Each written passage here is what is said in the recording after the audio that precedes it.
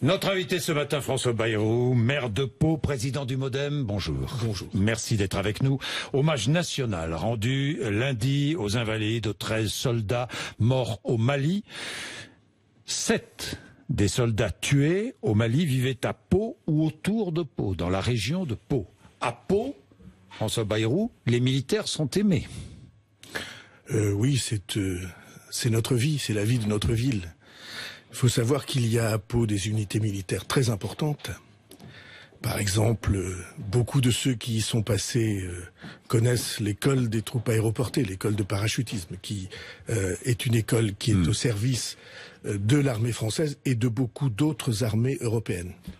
Et puis il y a la plus importante base d'hélicoptères de combat de toute l'Europe. Avec plusieurs unités, là encore. Et c'est une base qui va devenir absolument stratégique dans les années qui viennent. Et puis il y a les forces spéciales, qui ont évidemment une présence discrète, mais extrêmement professionnelle. Et toutes ces unités vivent ensemble, dans la même ville, dans le tissu de la même ville, et avec une reconnaissance et une affection. Tout le monde connaît leur importance, et en même temps, il y a comme une intimité. Leurs enfants dans les écoles, leurs épouses ou compagnons, parce qu'il y a aussi des jeunes femmes qui sont dans ces unités, qui sont dans la vie associative. Et oui, ça a fait, vous imaginez bien, une immense émotion. Dans le rassemblement auquel j'ai appelé, uniquement par le bouche à oreille, il y avait 1000 personnes devant la mairie à 19h. Parce que la ville avait besoin d'exprimer son émotion, sa tristesse, et j'ajoute toujours sa reconnaissance. Pour ceux qui ont donné leur vie. Oui, et ces 13 hommes n'avaient qu'un seul but, nous protéger, disait hier Emmanuel Macron, qui devrait préciser dans les semaines à venir sa stratégie pour le Mali. Alors hier matin, Alexis Corbière était à votre place. Il relayait les propos de Jean-Luc Mélenchon sur la présence française, la présence militaire française au Sahel. Il faut ouvrir le débat, disait-il, sur cette présence. Était-ce le moment ? François Bayrou. Bon, je veux pas juger des déclarations des autres. La France doit-elle changer de stratégie ? Moi, je sais une chose avec certitude. Oui. Quand cette opération a été lancée, à l'époque, c'est François Hollande qui était président de la République. Oui. Quand cette opération a été lancée, il ne restait que quelques heures avant que le Mali ne tombe entre les mains des djihadistes, que l'État malien. Et je ne sais pas si vous mesurez ce que voudrait dire, non seulement pour cette région, mais pour le monde, et pour nous, spécialement nous, occidentaux, européens, français. Ce que ça voudrait dire de voir un mouvement dont le but est la déstabilisation de tout ce que nous sommes, de nos sociétés, de nos systèmes de valeurs, de nos économies, au profit ou au bénéfice de leur vision complètement sectaire. Ce que ça voudrait dire, d'un califat. Ce que ça voudrait dire qu'un État reconnu, membre des Nations Unies, devienne le porte-parole de ces mouvements-là. Vous croyez que l'armée française est là-bas uniquement pour se battre pour les Maliens qui veulent sauvegarder leur État? En partie, parce que c'est crucial. Mais ils sont là-bas pour nous. Ils sont là-bas pour notre société. Donc pas question d'envisager le départ de nos troupes, pour l'instant. Le jour où on aura rétabli, où ce sera rétabli, un État au Mali, capable d'assurer l'ordre et la sécurité sur son sol, capable de garantir dans les relations internationales qu'il n'y a pas de mouvement de déstabilisation, il n'y a pas de mouvement terroriste qui s'est implanté et qui rayonne à partir de là. Depuis 6 ans, François Bayrou. Eh bien, depuis 6 ans, nous sommes là-bas. Eh bien, il arrive quelquefois qu'on doive, 10, 15, 20 il arrive quelquefois qu'on doive assumer la défense de ce que nous avons de plus précieux loin de nos frontières. Et chacun des soldats qui est là-bas le sait. Chacune des familles le sait. Ne croyez pas qu'ils aient le sentiment d'être éloignés des préoccupations qui sont les nôtres.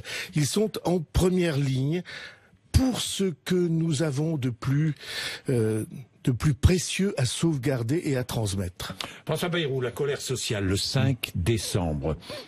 Est-ce que vous pensez que la mobilisation sera forte le 5 décembre? Écoutez, beaucoup de gens disent que oui. Moi, ce que je vous sens... la sentez? Vous avez connu d'autres mobilisations, oui, notamment celle de 95. Sans doute. Comparable? Pas du tout comparable. En tout cas pour moi, oui. Je peux vraiment me tromper. Hein. Oui. Tout le monde réagit avec ses intuitions. Ce que je sens moi, c'est que beaucoup de Français réfléchissent. J'ai assisté précisément à Pau à un débat organisé par Sud-Ouest, le journal régional que vous connaissez bien, pour que le Premier ministre et le haut commissaire chargé des retraites viennent s'expliquer sur les retraites. C'est un débat dont j'attendais, parce que tous ceux qui ont voulu ont pu s'inscrire. J'imaginais qu'il allait être tendu, extrêmement difficile. C'est pas du tout ça qui s'est passé. Les gens se sont mis à réfléchir ensemble, à dire mais cette orientation-là que vous nous donnez, on va y revenir dans une seconde, on va y revenir. Elle nous convient. Sur ce point, on a des inquiétudes, comme s'il y avait une prise de conscience de la société française. Une prise de conscience de chacun pour lui-même de ce que cette question des retraites signifie pour l'avenir. Alors, parlons-en. Le calendrier est précisé depuis hier par le Premier ministre. Nous aurons apparemment la réforme dans ses détails vers la mi-décembre et à l'Assemblée, discussion à l'Assemblée, au Parlement, discussion au mois de janvier. Que savons-nous? Nous ne savons pas grand-chose pour l'instant. Est-ce que justement, parce que nous ne savons pas grand-chose, ça réveille toutes les inquiétudes? Est-ce que le gouvernement n'a pas trop tardé et ne tarde pas trop à révéler la teneur de cette réforme? Vous savez, les gens qui, derrière un micro, à l'aise dans un studio, comme nous sommes, vous et moi, donnent des leçons aux gouvernants en disant... Je pose la question. En disant Yaka et Faucon, ou y aurait eu K et faudrait qu'on. Vous voyez bien que c'est pas du tout mon genre, c'est pas du tout ce que j'ai l'intention de faire. Bon. Les principes, on sait très bien ce que sont les principes. Le premier principe, c'est que il y a en France, dans la société française, une question autour des régimes spéciaux. Oui. Donc il faut un sentiment fin à ces régimes spéciaux. Sentiment d'injustice. Ou particulier, je vais citer cet exemple qui a déjà été cité par le Premier ministre. Entre le chauffeur de bus à Paris et le chauffeur de bus à Pau, ou au Havre, disait-il, les deux villes dont nous sommes maires, entre ces deux chauffeurs-là, c'est le même métier, c'est les mêmes difficultés. Il y a combien? 10 ans de différence pour l'âge du départ à la retraite. Est-ce que c'est normal? Est-ce que c'est juste? Donc on est bien d'accord, il faut supprimer ces régimes particuliers. Il faut que les Français aient l'assurance d'avoir un régime qui soit un régime dans lequel les mêmes travaux, le même travail ouvre les mêmes droits. Ce sont des privilèges à tout le monde. Il faut supprimer. Oui, je veux pas dire ça parce que ça a été fait après la guerre dans une ambiance particulière avec des mobilisations ou des rapports de force notamment syndicaux. Donc vous voyez, ça c'est la première chose. Bon. Au fond, il y a deux inquiétudes. La première de ces inquiétudes, on vient d'en parler, c'est les questions de justice. Oui. Qu'est-ce qui est juste et qu'est-ce qui est pas juste? Il y a une deuxième inquiétude qui est encore beaucoup plus forte. C'est est-ce qu'on va pouvoir longtemps conserver des retraites? Ce que je constate, moi, c'est que les jeunes que je rencontre, les très jeunes, les 20 ans et quelques, ils pensent, pour la grande majorité d'entre eux, qu'ils n'auront pas de retraite. Et vous voyez bien ce que ça fait dans un pays, l'idée que ce système de solidarité, très important, parce que les retraités, et les jeunes retraités en particulier, ils sont très investis dans la vie associative. On va avoir les élections municipales bientôt. Moi, je peux vous dire une chose, les équipes municipales ne fonctionnerait pas, ne marcherait pas s'il n'y avait pas les jeunes retraités. Les autres, ils sont très occupés par leur vie professionnelle.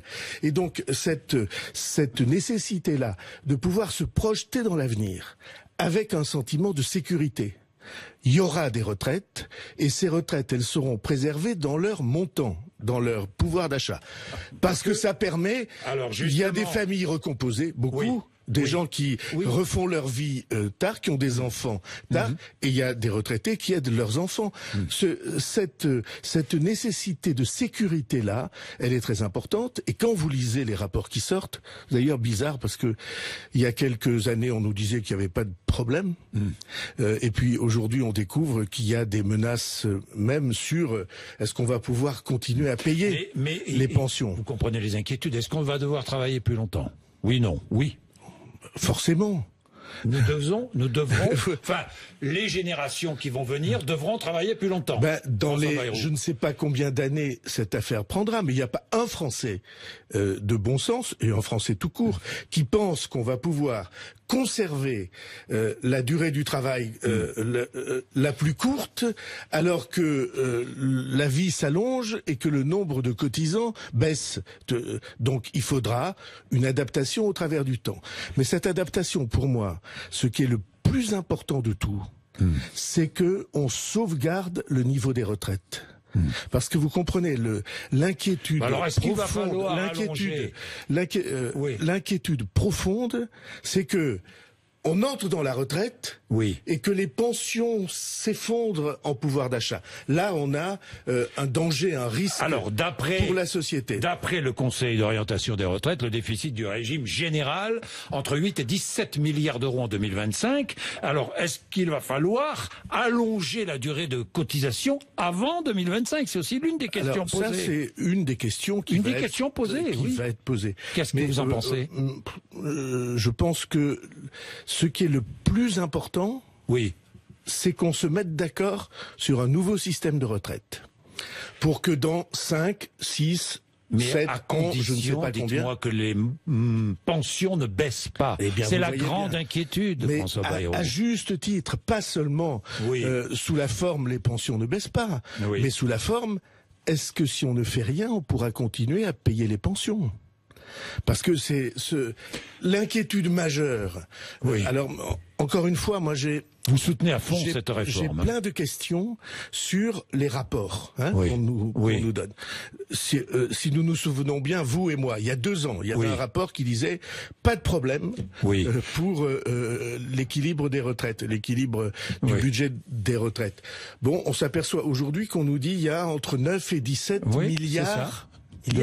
En 2025, ça fait le déficit. 9 000 ou 17 000 millions. Oui.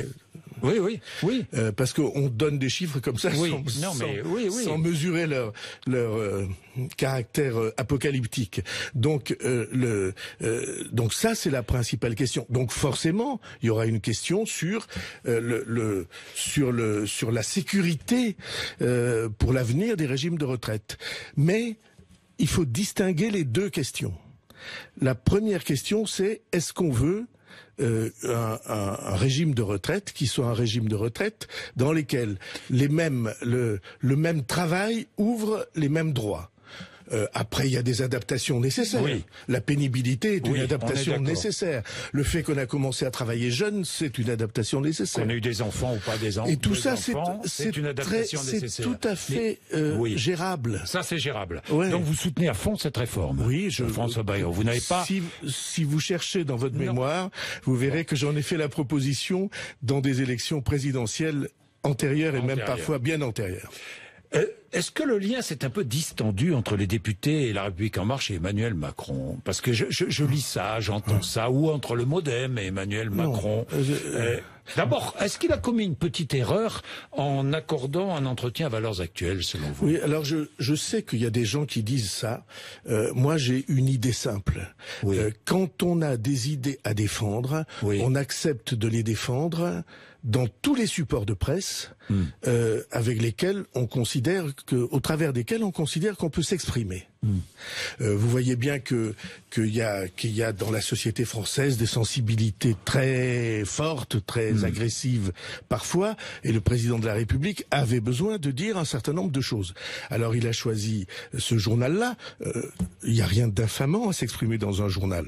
Vous le feriez pour moi, sans problème. Aucune difficulté. Je l'ai d'ailleurs déjà fait. Le 6 décembre prochain, vous serez entendu par les juges d'instruction du pôle financier. Est-ce que des collaborateurs d'eurodéputés MoDem ont été rémunérés par des fonds publics du Parlement européen alors qu'ils travaillaient en fait pour le parti? C'est la question posée. Non. Vous dites non. Non. Et je n'en dirai pas plus, parce que je fais pas les. Je répète une chose je suis pas juge d'instruction, ni vous. C'est mieux. Mais je suis journaliste. Je répète quelque chose que je vous ai, je crois, déjà dit. Exactement. Et que je vais répéter. Ça n'est pas parce qu'on vous accuse de quelque chose que c'est vrai. Il se trouve que par respect pour l'argent public, par respect pour les règles, par respect, comment je peux dire, précautionneux. Parfois même obsessionnel des règles. Il y avait un certain nombre de collaborateurs qui avaient des contrats à mi-temps pour un parlementaire européen et à mi-temps pour notre mouvement. Mi-temps. 40, 60, 30, 60, temps partiel. Qu'est-ce qu'il y a de répréhensible à ça?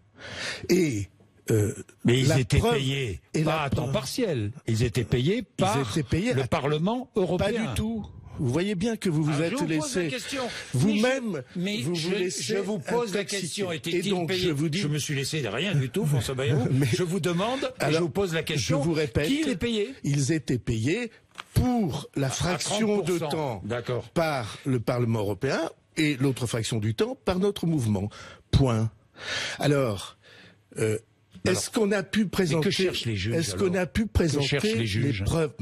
Il y a des calomniateurs, vous en avez reçu même un certain nombre à ce micro, et donc des gens qui, étant des adversaires politiques, vous savez, les adversaires politiques les plus nuisibles, c'est ceux qui ont été près de vous à une certaine époque. Vous pensez à Corinne Lepage? Non, je ne pense à personne. Si. Mais vous avez ça aussi dans les médias. Donc, je vous dis ça, François Bayrou. Oui, je sais comment ça fonctionne. Voilà. Je vous dis ça parce donc nous sommes deux à savoir comment ça fonctionne. Il y a une information BFM TV ce matin que BFM a révélée. En octobre 2017, les enquêteurs saisissent votre ordinateur portable.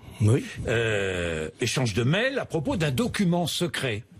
Un document que se serait procuré, que posséderait Corinne Lepage, justement. Et votre directeur de cabinet s'inquiète, paraît-il, dans ses mails. C'est vrai ou faux? C'est totalement, le contenu de ce mail est totalement faux. Et c'est pas mon directeur de cabinet. À cette époque, j'étais un collaborateur. Aujourd'hui, il travaille avec moi. Vous voyez, quel produit ce document? C'est ce que vous lui dites. Très simple. Que quelqu'un, qui que ce soit, qui dit, vous m'avez fait signer un document mystérieux, qu'ils le produisent. Il se trouve que je suis d'une culture où l'on ne fait pas signer ce genre de document parce que la parole suffit. Vous savez, parole de Maquignon vaut écrit de notaire, dit-on chez nous. Et donc, jamais, moi, la parole me suffit. Après, il est vrai que y a des personnalités sur lesquelles on n'est pas sûr que la parole soit très respectée. Mais vous risquez la mise en examen? Eh bien, écoutez, tout le monde est mis en examen, ou à peu près dans la vie politique française. Vous resterez maire de Pau. Vous voulez qu'on fasse la liste des gens qui sont mis en examen? Je pose la question. Non, mais et donc vous resterez maire de Pau si vous êtes mis en examen. Écoutez, vous voulez quand même pas que pour une accusation fausse, j'abandonne mes concitoyens.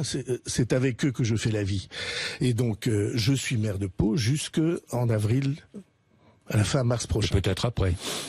Vous serez candidat, évidemment, hein, vous êtes candidat. Écoutez, le jour où ma décision sera prise, c'est pas sur le plateau de BFM et de Jean-Jacques Bourdin, c'est au Palois que je le dirai. Alors, vous êtes à Pau, vous n'êtes pas à Paris. Quel est le candidat que le MoDem va soutenir à Paris? Benjamin Griveaux? Écoutez, franchement, la situation à Paris n'est pas bien partie. Non. On est dans une situation, à mes yeux, extrêmement déstabilisée. Dans une situation paradoxale absolument. Pourquoi?